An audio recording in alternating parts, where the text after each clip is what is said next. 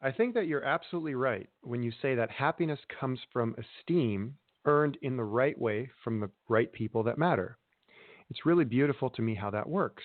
But on the other hand, I occasionally meet women who impress me a great deal just strictly based on their DNA, like their above average looks, brains, and personality, or as you might expect, even just well above average looks. So, my question is, how can attraction be such a profound emotional experience when so much of it is purely on the basis of DNA and nothing that has been done to earn it? And in fact, people are actually more impressed with someone when it appears that they are not trying. Is how we feel about ourselves based on what we earn, but how we feel about others mostly just a matter of DNA? Yeah, really deep thinking, excellent thinking. This is a great listener question.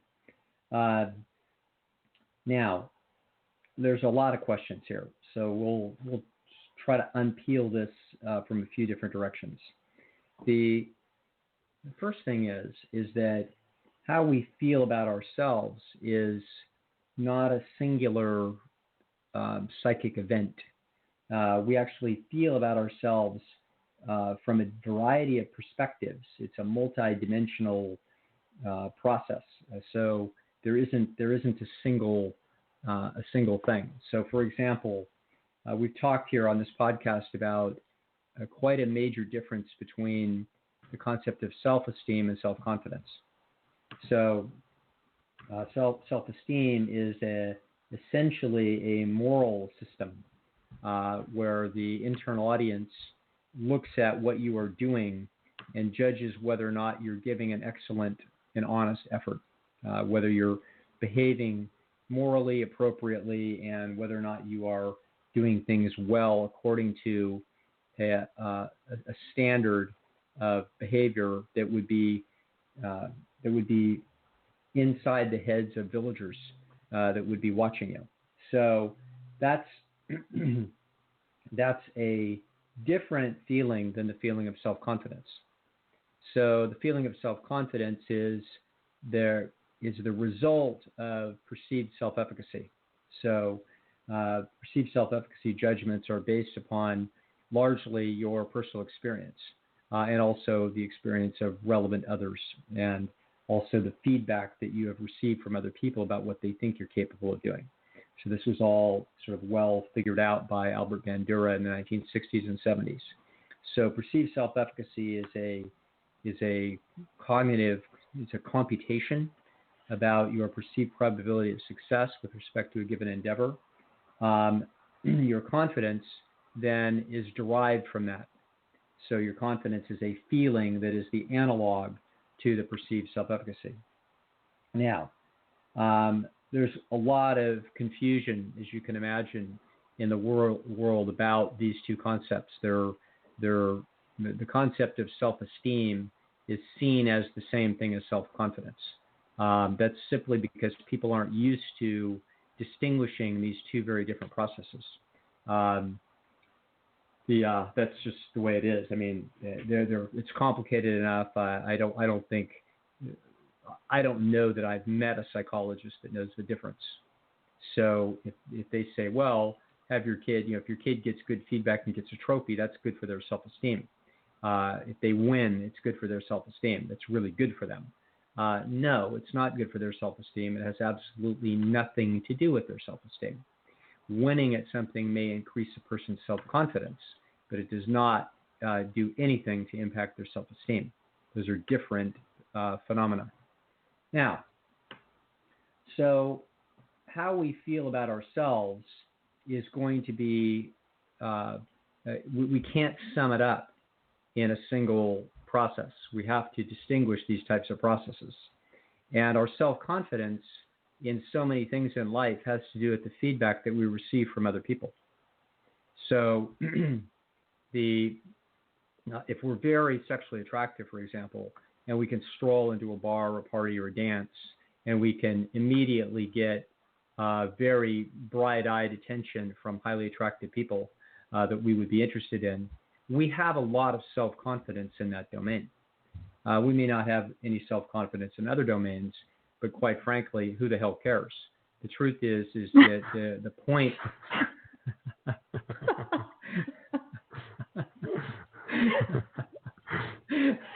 Oh my God. I hope people are paying very close attention to that little gem of information there. Let's face it, the truth of the matter is the whole point to the organism was reproducing DNA.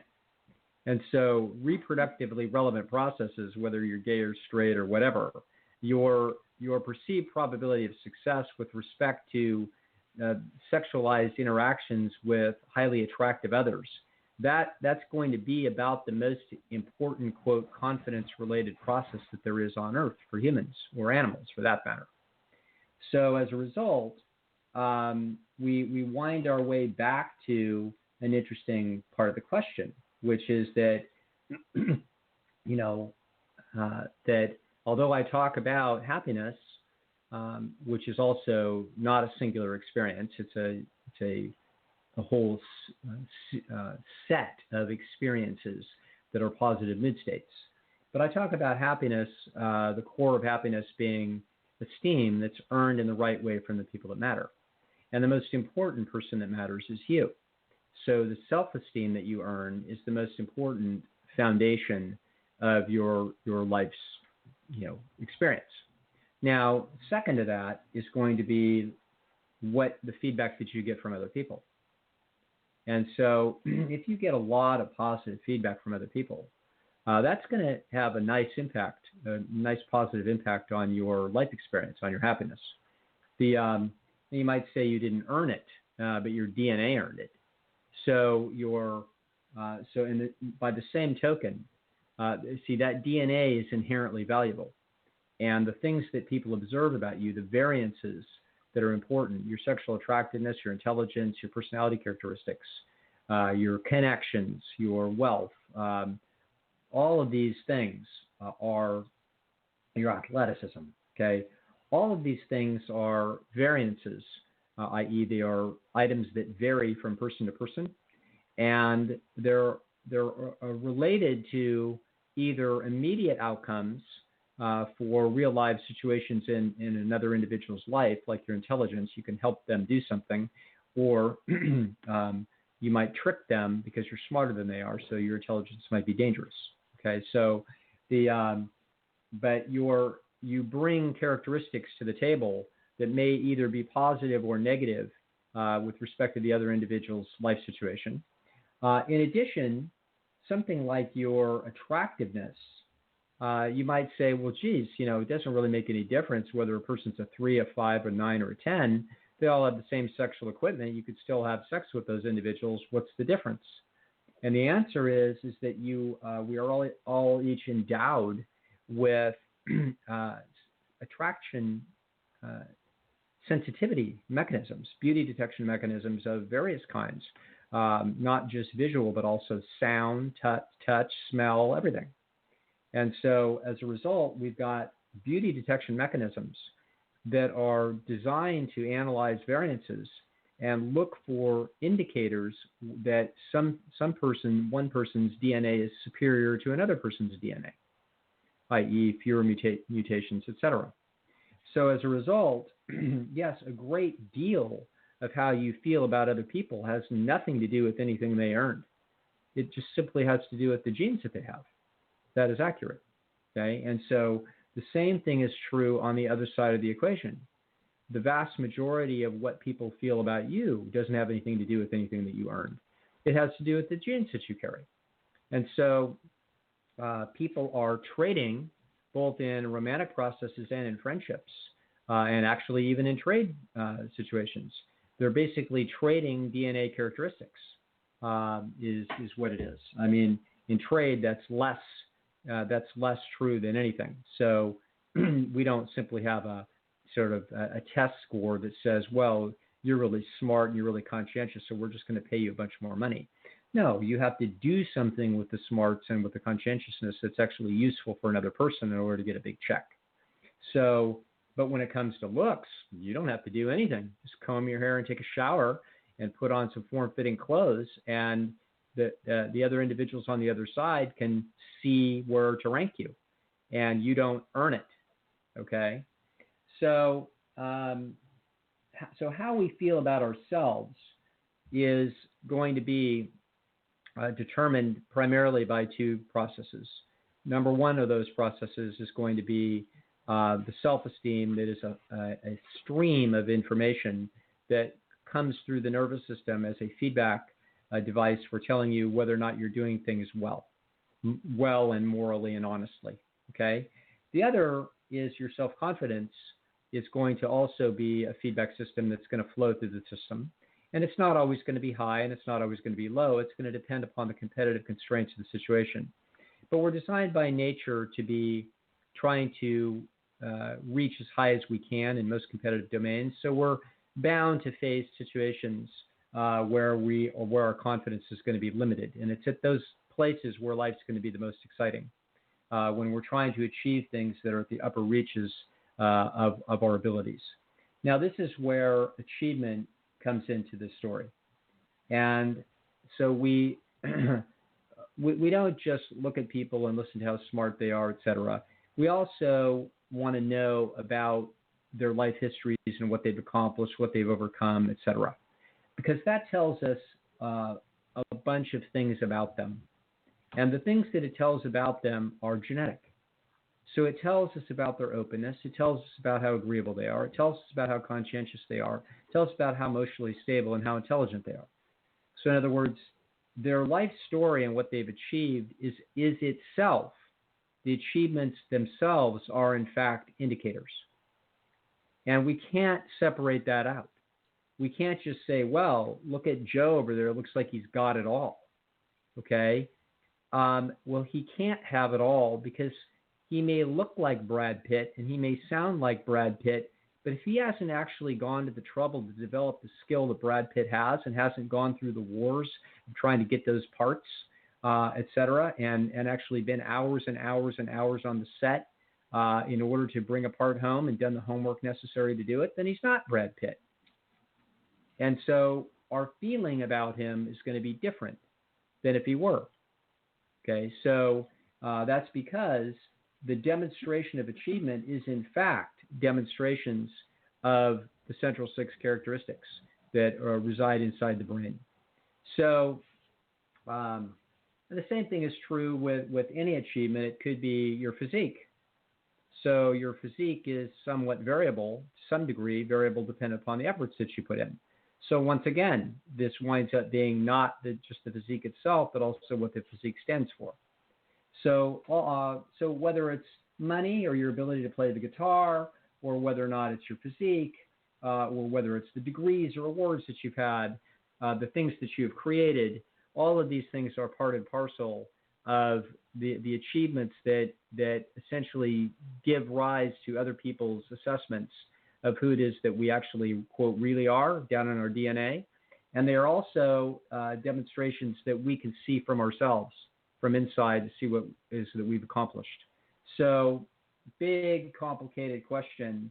And hopefully I've given a perspective on this, that the answer is, just complicated enough that we can't give a quick one here, that how you feel about yourself is a complex array of judgments and a complex array of experiences, and how we feel about others is also the same. At the root, though, we're going to find the genetic code, and sensitivities to variances in the genetic code wind up being a major force in the determinant of both of those things. Fascinating. Now, Dr. Lisle, would you say that earning it is nothing other than simply displaying your abilities in trying to display it in as accurate way as possible? Let me see. Earning it, yeah. Well, earning it is attempting to optimize, and yes, not as accurate as possible. I wouldn't quite say that. I would say as optimally as possible. Mm-hmm. Okay, so the earning it has to do with the fact that we've invested efforts in a given display or project, and the results of that will be able to will help others determine the floor of our possible upside. In other words, if we've achieved X, literally and figuratively in the world, if we've achieved it, then everybody knows we can do at least that, okay? And that winds up being an important assessment tool oftentimes when other people are trying to analyze our gene quality. Mm-hmm. So in my head, that implies that most people are not really looking at, our day-to-day actions unless they directly impact them. Am I accurate in my thinking there? I don't know who on earth is looking at our day-to-day actions except ourselves. And they're not even aware of them. Never mind care about them. It's my hyper-conscientious nutcase brain. That's well, this is totally an HCNC filter that, you've got so many hyper-conscientious people convinced that other people are judging them all the time and judging their day-to-day process. Yeah, they're not judging your day-to-day process. They're judging your DNA, like Doug is talking about, judging your DNA, but they're not, no, nobody's paying attention to your internal process and your own achievement and your daily experience. Mm-hmm. No, blissfully unaware. Unless you're on internet and having to deal with the trolls. Well, but those are right. So those are the HCNC disagreeable. Okay. Yeah, they're just looking for something to complain about. Yeah. All right. Very good. Dr. Hawk, did you have a comment about this particular question? Oh, no, I don't think that was an extremely comprehensive answer. I don't think there's anything useful I can add to that. As usual. Make my answers look so perfunctory because I don't usually spin out for quite such a lengthy, magisterial, really, tour of the underpinnings of any issue. All right. Well, our next question is, I think Dr. Hawk, you take this one. So, sure. All right. How does IQ affect relationships? Specifically, a male having a greater IQ than his female partner. At what point would this cause problems in the relationship, and how?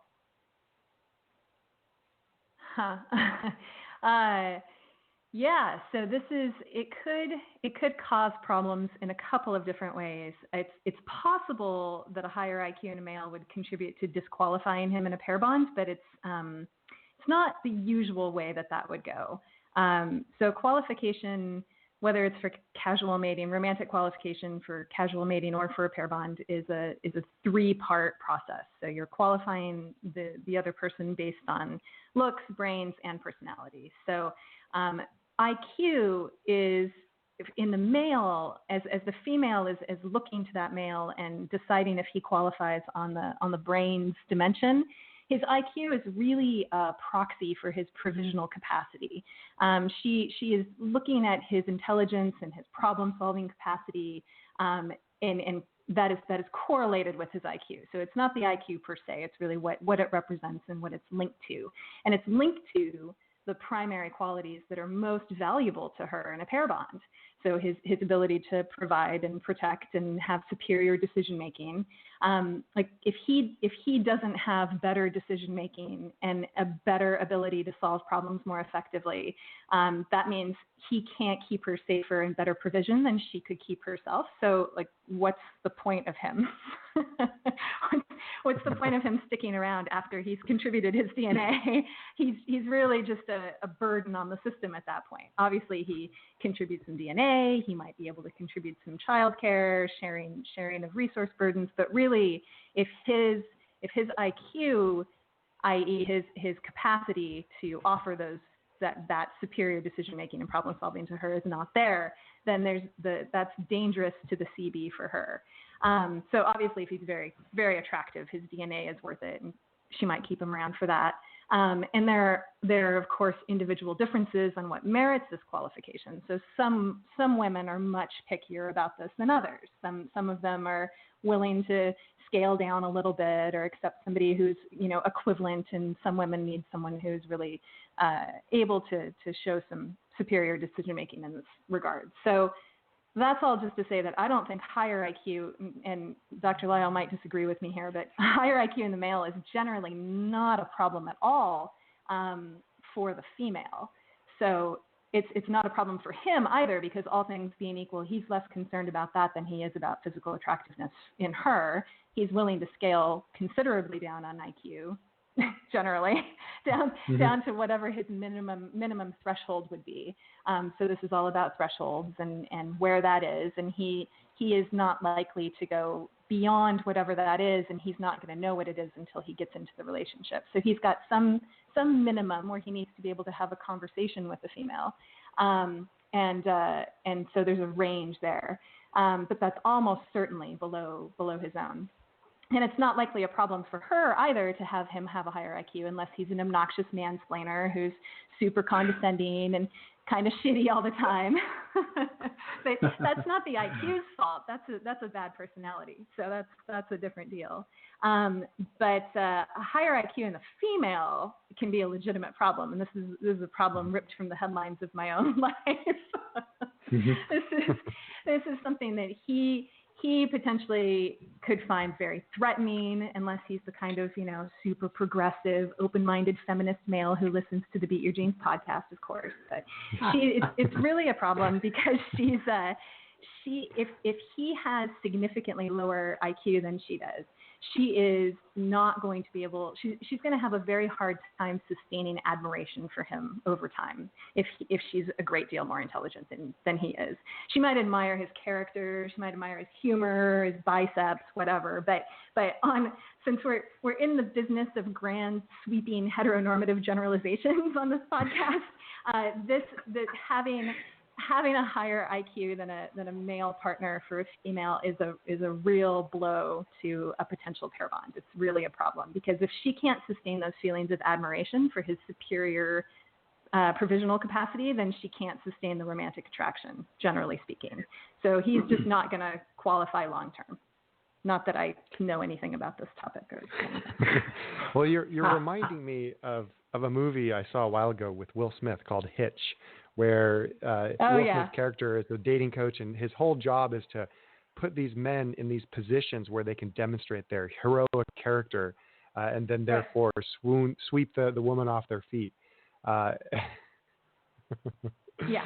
So I love that line that he has. He says something in that movie like, "No woman leaves her house not willing to be swept off her feet today," or something like that. Mm-hmm. It's like this great insight into the female mind. Well, one of the scenes in there is this really attractive woman who's being watched by this guy, and what he does is he sets it up so that her dog is about to get killed somehow, and the guy swoops in and saves the dog, and so all of a sudden the sparks fly. But I guess like all Hollywood movies, risky proposition. But interesting idea. I gotta check out that movie. Yeah. Don't put any dogs at risk, Doug. I can't endorse that. Hey, listen, it gets desperate out here. Sometimes we gotta take ideas from everywhere. All right. But that's speaking to very much like it's turning on her admiration chip, because he is providing something that she can't do for herself, essentially. So if that's that gap between her abilities and his abilities is his usefulness to the relationship. It's his that is what creates that whole dynamic of admiration that is absolutely central to her attraction to him. So without that, the whole thing is dead in the water. Mm-hmm. Now, does he constantly have to display things that are admirable? Like, does he constantly have to save the dog every year? in a sense, or is a one or two shots thing? What's that? He does if the whole thing is a bluff. Mm-hmm. If it's a bluff, then he does. That's a good point. Yeah, that is the subject of many a romantic comedy, actually. Mm-hmm. Yes. Mm-hmm. Where, the whole thing is a bluff, and he's really just a mild-mannered sort of loser, and he gets himself ego trapped, and he bluffs her into thinking that he's some great hero, and then he has to continually escalate and continually impress her. So he doesn't necessarily have to do grand gestures to engender her admiration over time to be a successful pair bond, but he does have to, in an ongoing, very meaningful way, be securing her admiration. So he has to do that through his IQ and through his personality and to some extent through his attractiveness. And that is, what is maintaining her connection to that pair bond over time. But yeah, not generally in the form of the grand gestures or the stunts unless there's a lot of bluffing and deception involved. Mm-hmm. Yeah. All right. We're going to take one more question and we'll get to the caller. All right. So, our next question. I am a recently single 30-year-old male, and I've been hitting the online dating apps once again. With my more finely tuned evolutionary lens, thanks to your podcast, I've noticed something interesting, at least to me. It seems as though most of us, while we want to put our best foot forward in order to increase our chances of success, we still can't help but leak potentially market-limiting cues. Being heterosexual, I haven't been able to view the male side of the market on the swipey apps. But for example, on the female side, I find it interesting just how often females can't help but leak possible testosterone cues by way of demonstrating interest in what would be considered very masculine activities. It really seems that every female interested in these masculine activities demonstrates this on their profile. Obviously, there's nothing wrong with this, but leaking those interests on their profile is likely to be a market-limiting move, especially in a major city. Is it simply that we are programmed to be honest so that we don't end up wasting our time with people who wouldn't find these market-limiting interests appealing? Or is this a simple energy conservation cost-benefit analysis? I'd also be interested to know if you think that leaking market-limiting cues is more of a female behavior than a male behavior, since females are essentially trying to narrow their search efforts to establish a pair bond, whereas males are working hard just to not get ruled out by as many females as possible.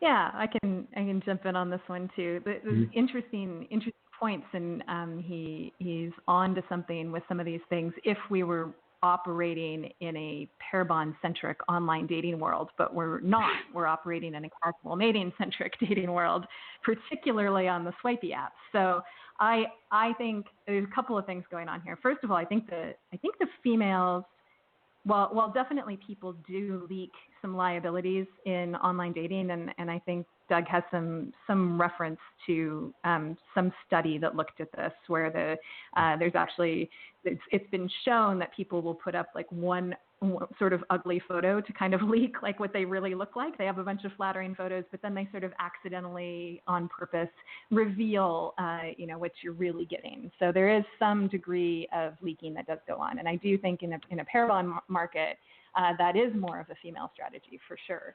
I remember when I first started on online dating, I was amazed because I would go look at other women's profiles to see what kind of people were doing, and I was amazed at how many women have some phrase along the lines of "I'm equally at home in high heels and tennis shoes."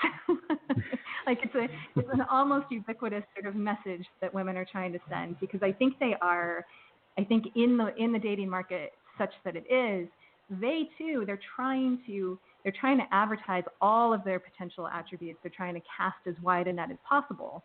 If there's any testosterone in their system, go ahead and give it a little bit of a bullet point, because you don't want to leave anything on the table. And I think that, so they really are believing, they're not seeing it as a leak, they're seeing it as actually part of the ad.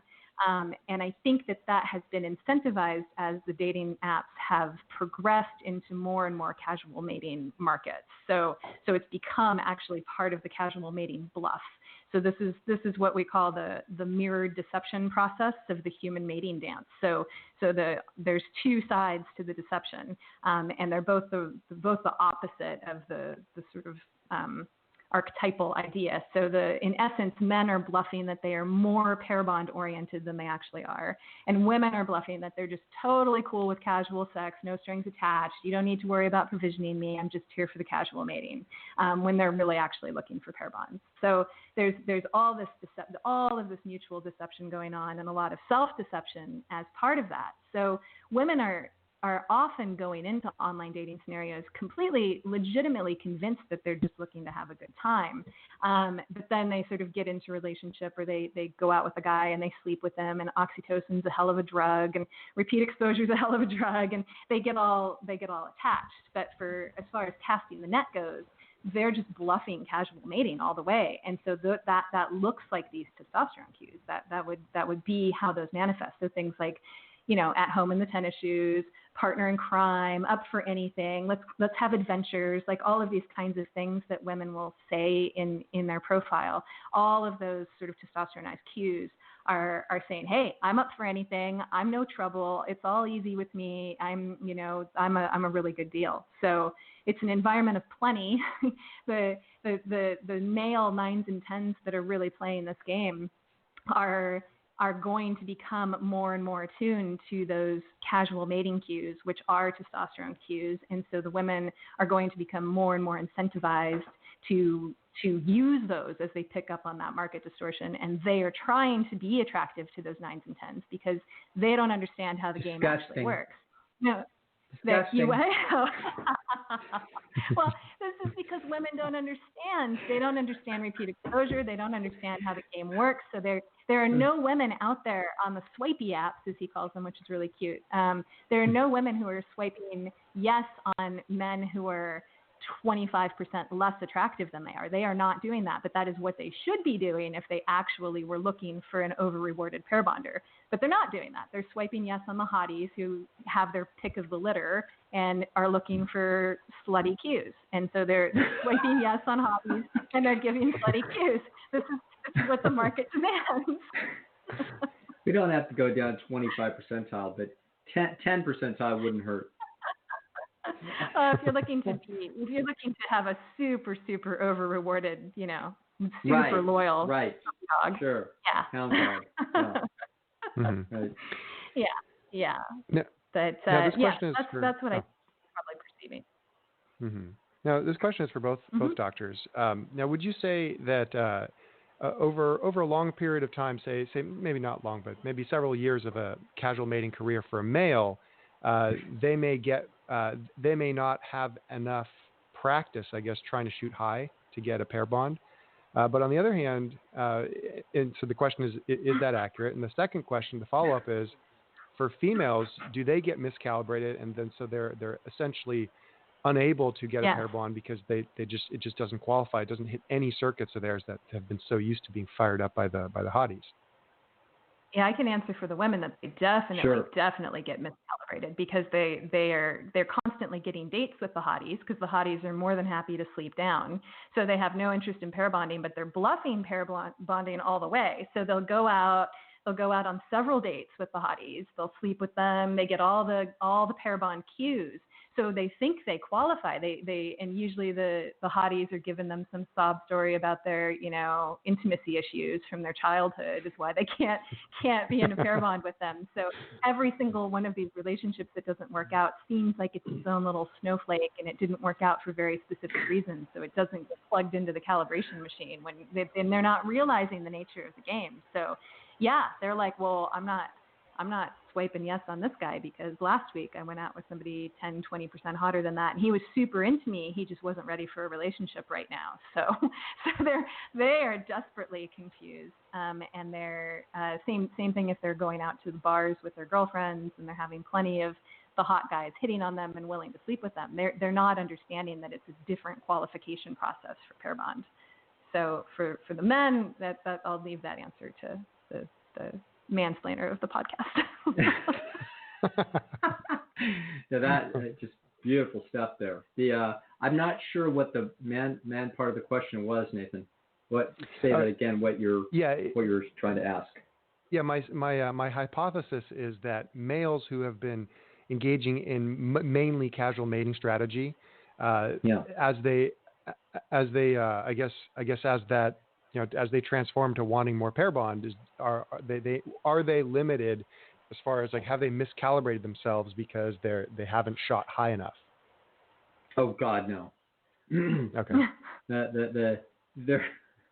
They're plenty naturally narcissistic, as is every human being on Earth. So no, they don't. they're not going to undershoot their ability to reach high in the pair bond world. Trust me. No. Mm-hmm. So that no such problem. It's fascinating the difference between the males and the female experience after casual mating. That's yeah. I think the online dating world, as Jen has described, is a beautiful firestorm for having women swirling around confused in this thing.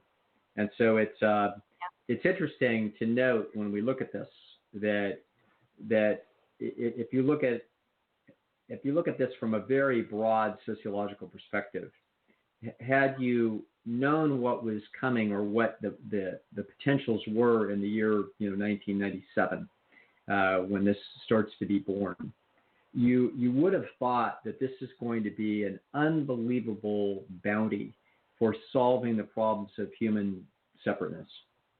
You would have felt like, oh my God, we're going to have a marketplace, where people of all places up and down the continuum for attractiveness can now find people within 3 miles of them that they would have never met, that they have a great deal in common with. And so it looked like it was going to be, spectacular. And certainly there had been victories. But mostly what we've wound up with is an amazing storm of failure that is why you've got 90 million single people in the United States, despite the fact that Match.com exists and Match.com and its derivatives exist. It's like, that's incredible.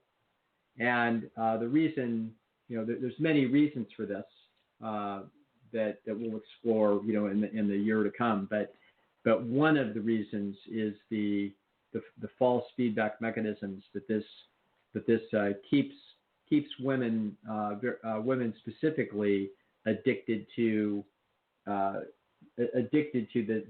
tease of the fancy casual mating strategy player, and it keeps them from winding up executing or having executed on them the primary love strategy, which is repeat exposure effect for a male who isn't as fancy and gets to demonstrate his inner beauty. Okay, so those two processes are ruled out. Those two processes, online creates a swirling fiasco, which is really the world that you see. Mm-hmm. Yeah. Yeah, there's a new actually a few years ago there was a kind of the other side of this thing for, instead of like the swipey apps, it's a place, I think it's called Events and Adventures. It's like just a bunch of single people that come and they do something together, certain activities. And I thought, man, that's pretty cool. That's a lot more accurate as far as other swipey apps. Okay, so all right, so our caller just I don't know if he got disconnected or he hung up, but AJ, if you are still on, give us a call back and we'll take your call. But in the meantime, we're going to take our next question, our final question for the evening. Sure. All right. I am a single woman in my 30s, and very recently, the friend who I have been closest to the last 5 years said she wanted to downregulate our friendship from very close to not so close, more or less. The reason is that she got very hurt by me recently, and now she says she doesn't really feel safe with me and is too scared to get that hurt again for her. I didn't realize until she told me months later how much it hurt her that I pulled away a bit. So I'm very confused. It feels weird to me to have a friendship where I know she doesn't trust me and doesn't feel safe. Can the solution for that really be just not to keep in touch that often? We are both highly conscientious, and we've both struggled in life and had a lot of pain for many years. We both had upbringings that make us hurt easily, I think, in many ways. Our similar backgrounds are usually something beneficial to us both, as we can understand each other better in many ways. We have been a big part of each other's lives the past years and helped each other a lot. This is the first time she told me I did something to hurt her, and it feels really surreal to me that she loses faith in me so easily. Maybe there's nothing to do and I just have to accept that for whatever reason. But still, I can't help but feel the reason for us not staying close would be very sad. It's only people who you really care about who can really hurt you, from my perspective. And I have to think that there's another way than for her to pull away to protect herself. Do you have any suggestions for what I could do? Oh, before you answer that question, AJ's back on. Could we take AJ and then we'll... Let's do AJ. Yep. We could save this question for another time. Perfect. Right AJ, ahead. thanks so much for calling back and for your patience staying on hold for so long. Welcome to the show. Yeah, I must have hit it at the perfect time, and then I called back. I'm like, I don't know what happened. Hey, AJ, how you Fire doing? when ready. Hey, it's midnight where I'm at. How are you guys doing? Good. Good. A little earlier here.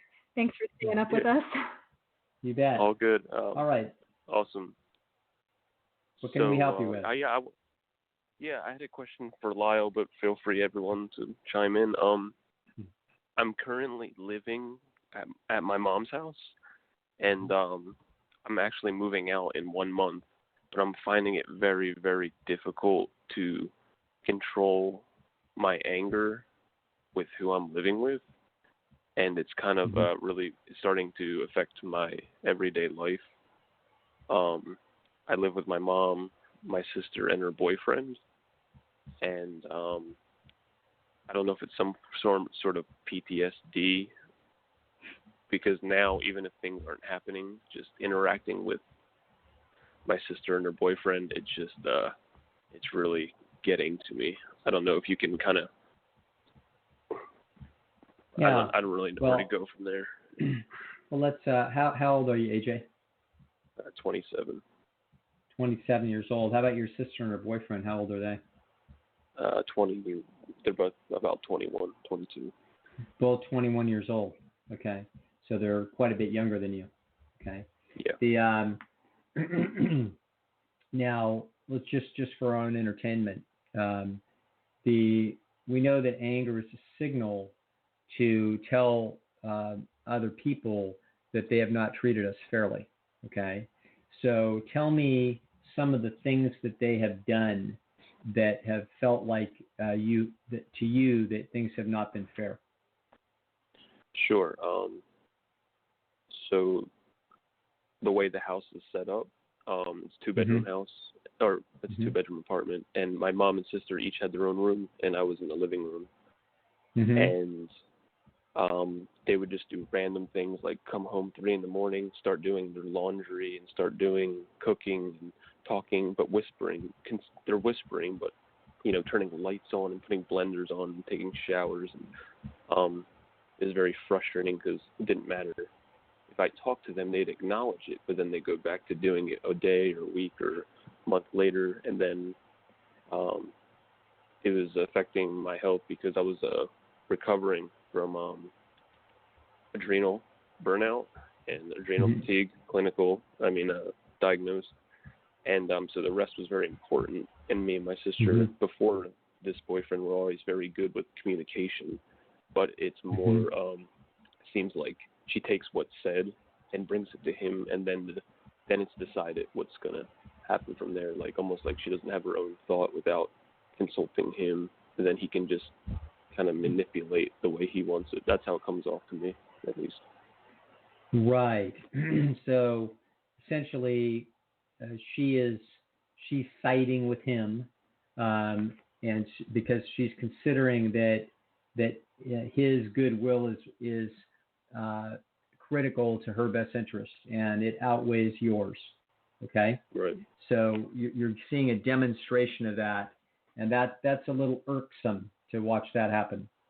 So I can understand that, and I can also understand your frustration in the situation that you're in. You've signaled to them that i.e., what can't we go to sleep at a reasonable hour around here? But what keeps them up so late? Do you have any idea? Do they work late, or what's the deal?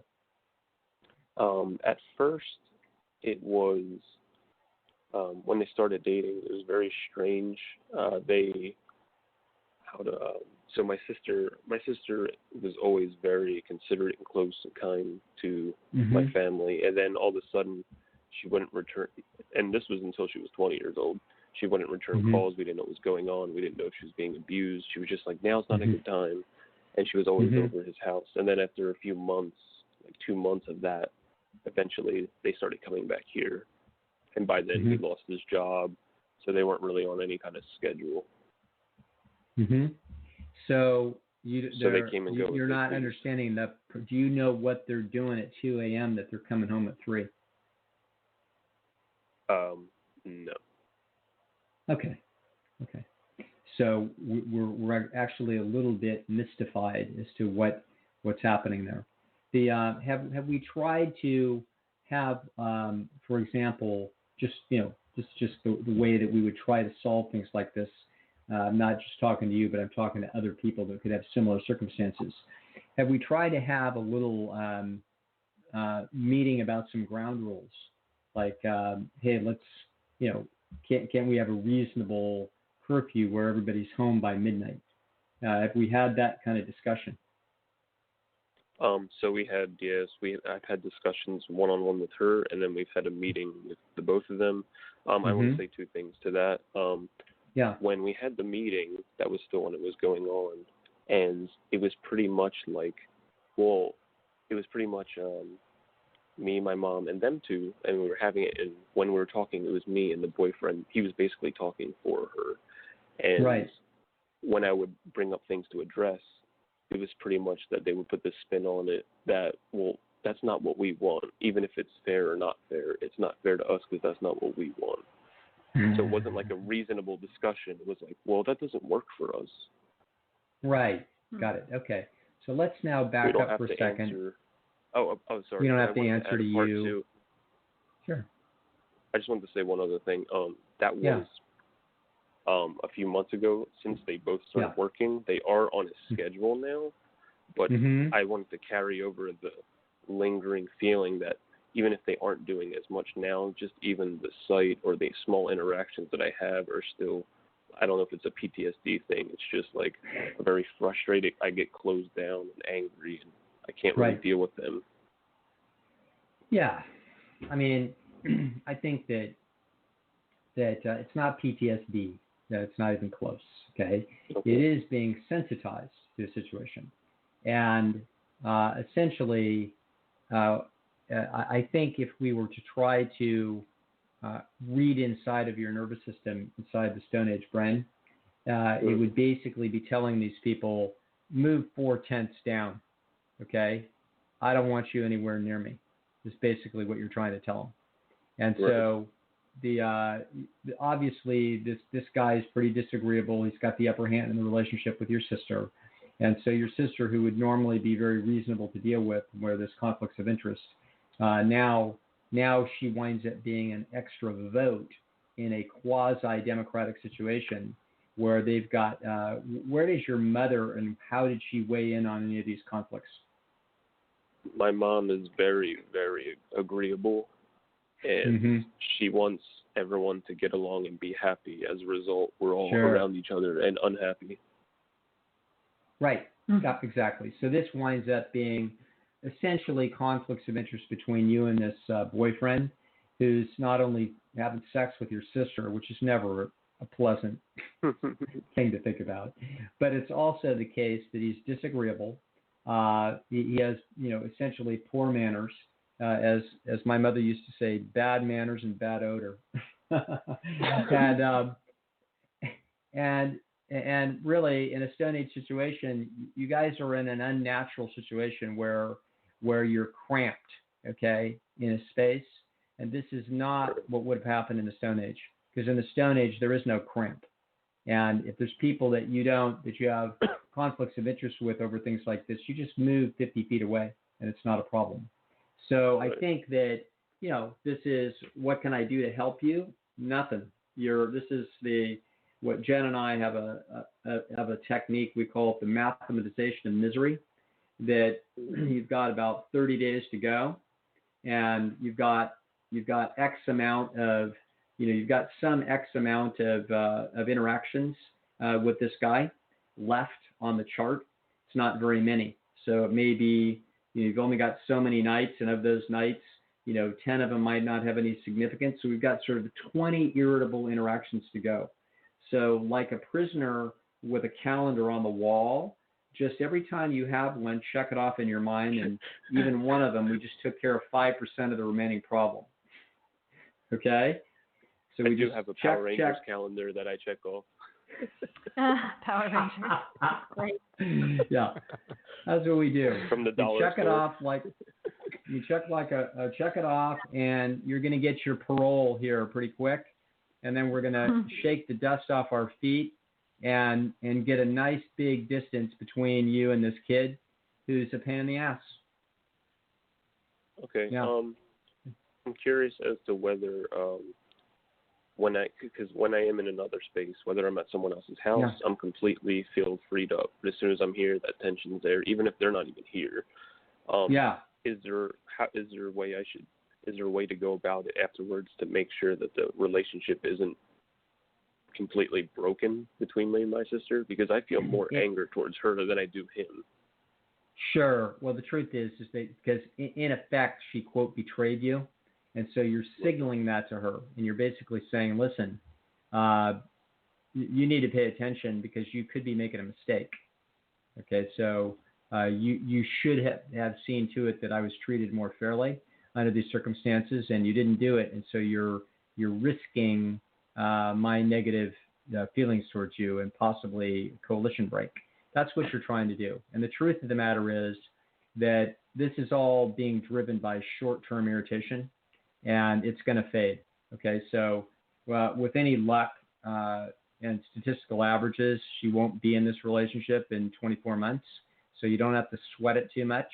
If she is, and this by some miracle winds up being your brother-in-law, then all we do in this life is it's going to mean that we're going to probably keep what I call a disagreeable distance between the two of you. And over time, he may become considerably less annoying than he is. Remember, we compounded the annoyance by having too many adults in too small a space. Okay? And they invaded your space, and they're just young people, and they weren't sufficiently respectful of the problem and the delicacy involved in, being the person without a bedroom, having to live in a living room. So, the truth is that, hey, you got to live in a living room. Your mom your agreeable mother put a roof over your head. Your agreeable mother, by virtue of being a sweet, agreeable person, couldn't lay down the law with this pimply-faced 21-year-old pain in the ass. And so we got what we got, okay? Check off the box, get your parole, and don't sweat.